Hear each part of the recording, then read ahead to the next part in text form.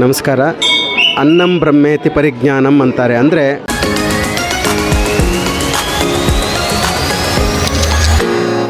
ಅನ್ನದಾನ ಮಾಡಿದ್ರೆ ಬ್ರಹ್ಮಜ್ಞಾನ ಸಿಗುತ್ತೆ ಅಂತ ಹೇಳ್ತಾರೆ.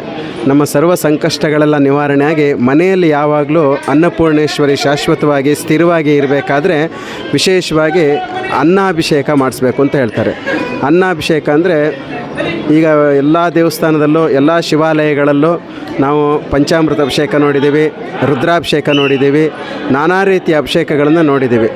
ಅದರಲ್ಲೂ ವಿಶೇಷವಾಗಿ ಅನ್ನಾಭಿಷೇಕ ಮಾಡ್ತಾ ಇರೋದು ಬಹಳ ವಿಶೇಷ. ಯಾಕೆಂದರೆ ತಮಿಳ್ನಾಡಲ್ಲಿ ಬಿಟ್ಟರೆ ಇನ್ನೆಲ್ಲೂ ಮಾಡಲ್ಲ, ಇಲ್ಲಿ ನಾವು ಮಾಡ್ತಾಯಿದ್ದೀವಿ. ಯಾಕೆಂದರೆ ವರ್ಷದಲ್ಲಿ 2 ಸಲ ಬರ್ತದೆ, ಒಂದು ಶಿವದೀಪ ಹಾಗೂ ವಿಷ್ಣುದೀಪ ಅಂಥೇಳಿ ಬರ್ತದೆ. ಅದರಲ್ಲೂ ಹಲವಾರು ವರ್ಷಗಳಿಂದ ಶಿವದೀಪ ಇಲ್ಲಿ ಬಹಳ ವಿಶೇಷವಾಗಿ ನಡೀತದೆ. ಆ ದಿನ ಸಾಯಂಕಾಲ 4 ಗಂಟೆಗೆ ಸರಿಯಾಗಿ ಶ್ರೀ ನಂದಿಕೇಶ್ವರ ಸ್ವಾಮಿಯವರಿಗೆ 108 kg ಅನ್ನದಿಂದ ಅಭಿಷೇಕವನ್ನು ಮಾಡ್ತೀವಿ. ಅಂದರೆ ಅನ್ನ ಅಂದರೆ ಸುಮ್ಮನೆ ಅಕ್ಕಿ ತಂದು ಹಾಕೋದಲ್ಲ, ಅಕ್ಕಿಯನ್ನು ಬೇಯಿಸಿ ಆ ಒಂದು ಬಿಳಿ ಅನ್ನವನ್ನು ತಂದು ಸ್ವಾಮಿಗೆ ಬಿಸಿ ಬಿಸಿಯಾಗಿ ಅಭಿಷೇಕ ಮಾಡ್ತೀವಿ. ಯಾಕೆಂದರೆ ಇಲ್ಲಿ ಯಾವಾಗಲೂ ನಂದಿಯಿಂದ ನಿರಂತರವಾಗಿ ಅಭಿಷೇಕ ಆಗ್ತಾ ಇದೆ. ಆ ಒಂದು ಅಭಿಷೇಕದ ಒಂದು ಅವನಿಗೆ ನಾವೇನು ಹೇಳ್ತೀವಿ, ನಮಗೆ ಈಗ ಶೀತ ಇದೆಲ್ಲ ಹೇಗಾಗುತ್ತೋ ಅದೇ ಥರ ಪರಮೇಶ್ವರನಿಗೂ ಆ ಥರ, ಅದು ನಮ್ಮ ಒಂದು ನಂಬಿಕೆ, ನಮ್ಮ ಒಂದು ಭಾವನೆ ಅಷ್ಟೇ.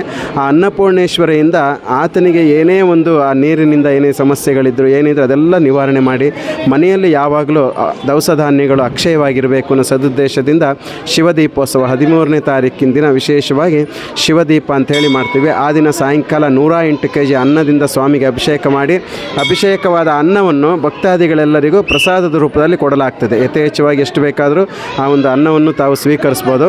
ಅದಾದ ನಂತರ ಶಿವದೀಪ ಅಂಥೇಳಿ ಬೆಳಗ್ತೀವಿ. ಅಂದರೆ ದೇವಸ್ಥಾನದ ಮೇಲ್ಭಾಗದಲ್ಲಿ ಒಂದು ಶಿವದೀಪವನ್ನು ಬೆಳಗ್ತೀವಿ.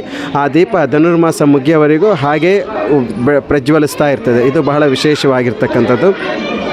ಆ ದಿನ ಸಾಯಂಕಾಲ ಪ್ರಾರಂಭವಾಗ್ತದೆ. ಅನ್ನಾಭಿಷೇಕವಾದ ನಂತರ ಪಂಚಾಮೃತ ಅಭಿಷೇಕ, ರುದ್ರಾಭಿಷೇಕವೆಲ್ಲವಾಗಿ ಅಲಂಕಾರವಾಗಿ ಆ ನಂತರ ಮಹಾಮಂಗಳಾರತಿ ಆದ ತಕ್ಷಣ ಶಿವದೀಪ ಅಂಥೇಳಿ ಬೆಳಗ್ತೀವಿ. ಆ ದಿನವೂ ಸಹ ಭಾಳ ವಿಶೇಷವಾಗಿ ಪೂಜಾ ಕೈಂಕರ್ಯಗಳಿರ್ತದೆ. ತಾವೆಲ್ಲರೂ ಸಕುಟುಂಬ ಸಮೇತರಾಗಿ ಬಂದು ಆ ಸ್ವಾಮಿಯ ದರ್ಶನ ಮಾಡಿ ತೀರ್ಥ ಪ್ರಸಾದವನ್ನು ಸ್ವೀಕರಿಸಬೇಕಾಗಿ ವಿನಂತಿ. ಅದೇ ಥರ ಕಾರ್ತೀಕ ಮಾಸದ ಕೊನೆಯ ಸೋಮವಾರ ಇಲ್ಲಿ ಬಹಳ ವಿಶೇಷವಾಗಿ ಶಿವದೀಪೋತ್ಸವ ಅಂದರೆ ದೀಪೋತ್ಸವ ನೆರವೇರ್ತದೆ. ಇಲ್ಲಿ ಯಾವುದೇ ರೀತಿಯಾದ ವಿದ್ಯುತ್ ಬೆಳಕಿಲ್ಲದೆ ಸಂಪೂರ್ಣವಾಗಿ ಕಲ್ಯಾಣಿಯ ಮೆಟ್ಟಿಲುಗಳೆಲ್ಲ ಹಣತೆಯನ್ನು ಹಚ್ಚಿ ಆ ದೀಪದಿಂದ ಸ್ವಾಮಿಯನ್ನು ದರ್ಶನ ಮಾಡಿಸ್ತೀವಿ. ಅಂದರೆ ಅವತ್ತು ನೀವು ಬಂದು ನೋಡಿದ್ರೆ ಸಾಕ್ಷಾತ್ ಕೈಲಾಸವೇ ಇಲ್ಲಿ ಧರೆಗಿಳಿದಂತೆ ಭಾಸವಾಗ್ತಾ ಇರ್ತದೆ.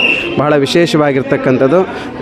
ಕೊನೆಯ ಕಾರ್ತಿಕ ಸೋಮವಾರ ಸಾಯಂಕಾಲ 6 ಗಂಟೆಯಿಂದ ರಾತ್ರಿ 10, 11, 12 ಗಂಟೆವರೆಗೂ ಸಹ ಈ ದೀಪೋತ್ಸವ ನಡೀತಾ ಇರುತ್ತೆ. ತಾವೆಲ್ಲ ಸಕುಟುಂಬ ಸಮೇತರಾಗಿ ಬಂದು ಈ ದೀಪೋತ್ಸವದಲ್ಲಿ ಪಾಲ್ಗೊಂಡು ಸ್ವಾಮಿಯ ಕೃಪೆಗೆ ಪಾತ್ರರಾಗಬೇಕಾಗಿ ವಿನಂತಿ.